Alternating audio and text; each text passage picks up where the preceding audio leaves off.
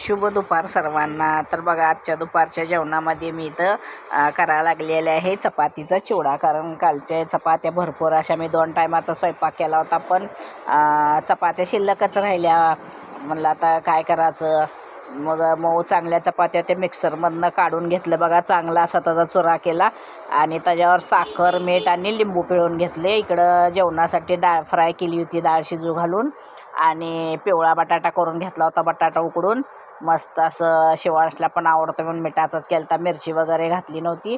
चपात्या करून घेतले. त्याच तव्यामध्ये तवा गरम असल्यामुळं जिरे, मोहरी, कांदा, कढीपत्ता, लसूण आणि हळद टाकून छान असं परतून घेतले. आणि बघा, हे जे चपातीचा चिवडा केला होता ना, त्याच्यामध्ये ते सर्व मीठ, साखर, लिंबू मिक्स करून घेतलं, चांगलं एकजीव करून घेतले. मग म्हणलं आता चला हे चपातीचा चिवडा आपण त्याच्यावर तव्यावर टाकून त्या मसाल्यामध्ये छान असं परतून घेऊया.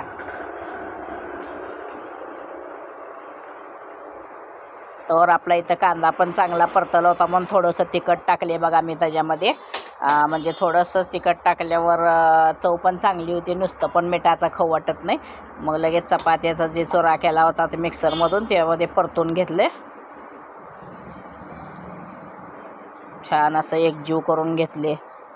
मग म्हणलं चला बघा, आजच्या जेवणामध्ये म्हणलं चिवडाच गरम गरम छान लागत होता. थोडासा शेंगदाण्याचा कूट पण टाकले बघा, तसा चिवडा छान लागतो चपातीचा. या जेवण करायला चॅनलला सबस्क्राईब करा.